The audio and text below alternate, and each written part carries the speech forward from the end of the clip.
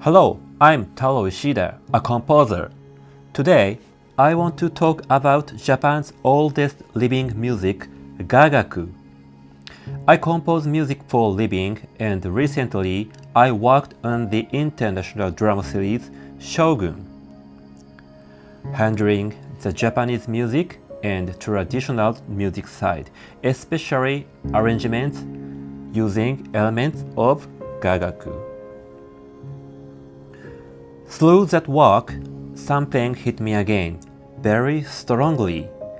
Even in 21st century, there are still entire musical world that almost nobody in the world truly knows. I think Gagaku is one of the clearest example of that. It's not an exaggeration to say it's a musical planet that almost no one has actually explored. Gagaku is said to have been performed for more than 1,300 years, with its form remaining almost unchanged. Bach was active in the 17th and 18th centuries, roughly 300 years ago. That means Gagaku has continued in almost the same form since a time about 1,000 years earlier than Bach. That's kind of abnormal, isn't it? But today, I'm not trying to give you a lesson on Japanese culture, and I'm not trying to make you understand Gagaku in 20 minutes. There is only one thing I want to do in this short time. To let you stand just for a moment at the entrance of this music called Gagaku, and one more thing.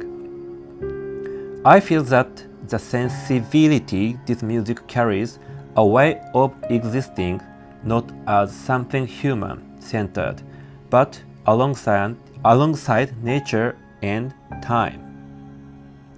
Is going to become more and more important for the world from here on.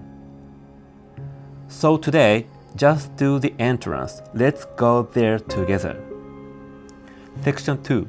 Gagaku is impossible to explain.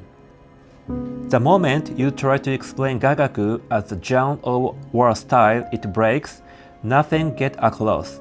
You can say, these are instruments, this is a melody, this is a rhythm.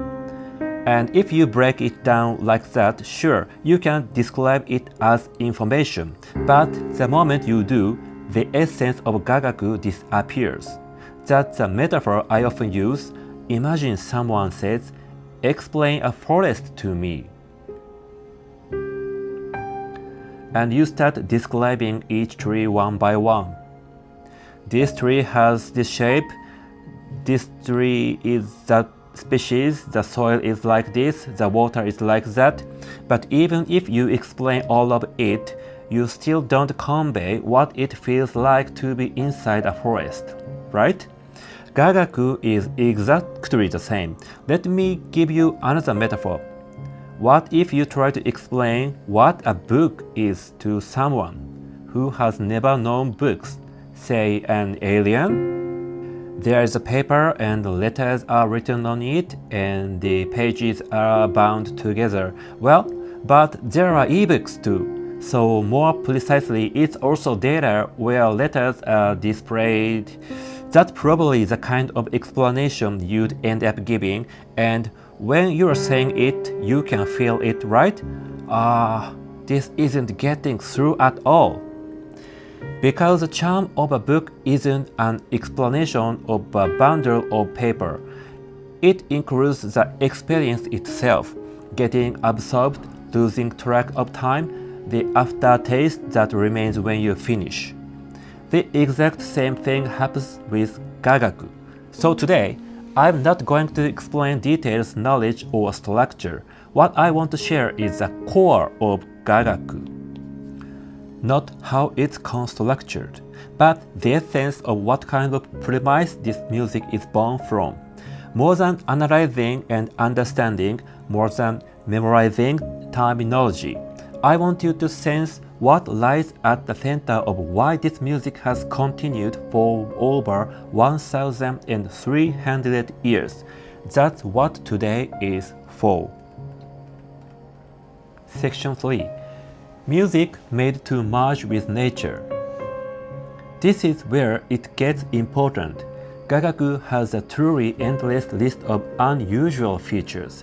If you try to count them, there might be 100 ways it differs from what we usually think of as music. But before you try to understand any of those features, there is one core premise you need to know. Basically, Gagaku is not music made for humans. Rather than music meant to be heard in a concert, both the performers and the listeners are oriented towards something else. How to become one with nature, how to merge with it. That goal comes first. I think this is also one of the roots of Japanese aesthetics. Let me give you an example. Juni Hitoe, the layered coat robe. Aristocrats in the Heian period wore these layered garments. The color layers are said to imitate colors from the natural world.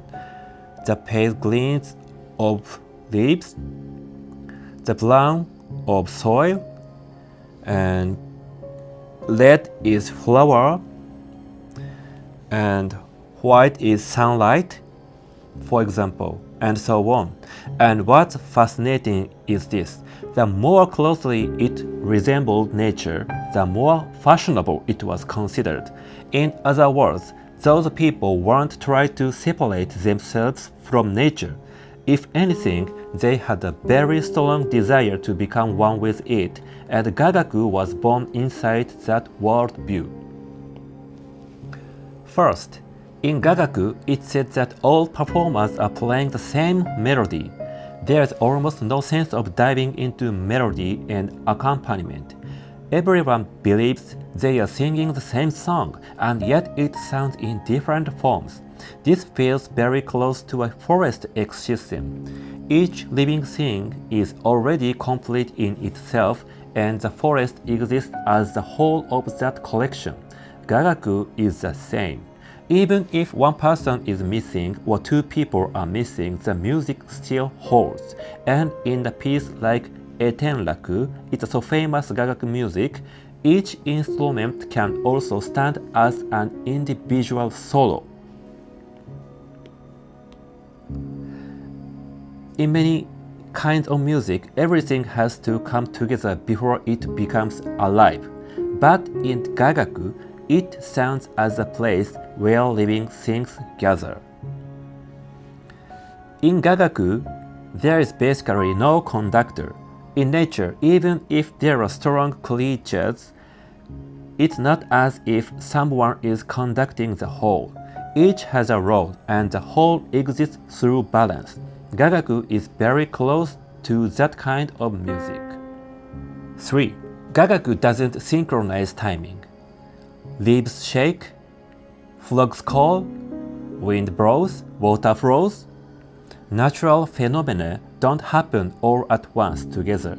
If you try to express nature itself as music, you wouldn't move toward perfectly aligning everything. The misalignment in Gagaku is the worldview itself.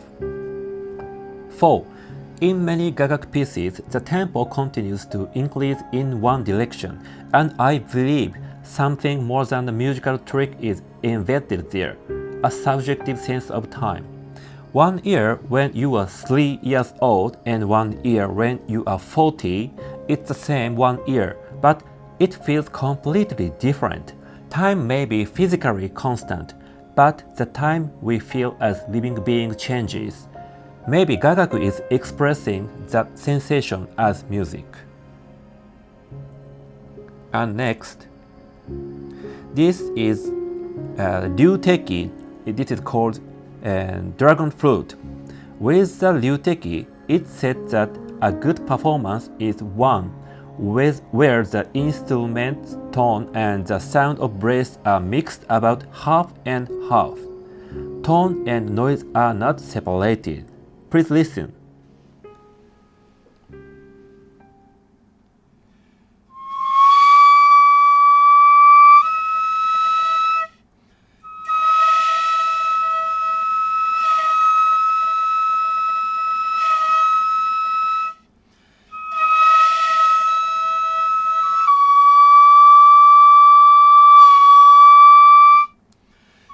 Yes, tone and noise are not separated.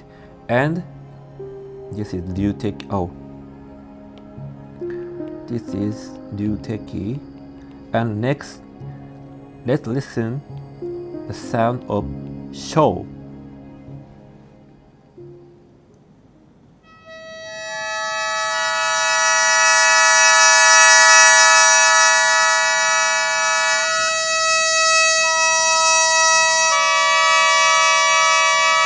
The sho is said to be shaped like a phoenix spreading its wings, and its form has been valued even more than ease to playing.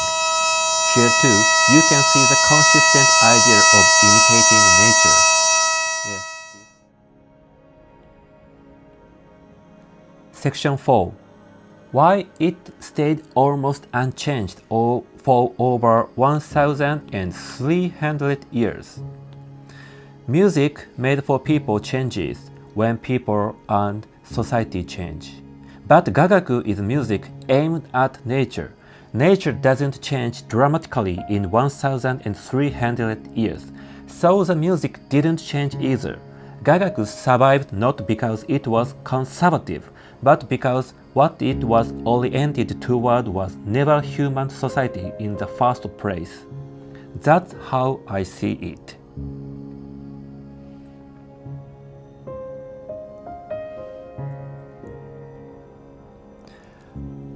Compared to music that has continued for over 1,300 years, today's 20 minutes is only the entrance of the entrance. From here on, I'll keep talking in English about Gagaku and Japanese aesthetics. If you are interested, please subscribe and keep listening. I'm always a musician who composes using elements like Gagaku. Please listen to my album Tokoyo. This one. From start to finish. And from March 2026, I'll be touring Germany, France and the UK. If I'm performing near you, come see me at the venue. That's all for today. This was Taro Ishida. Thank you very much.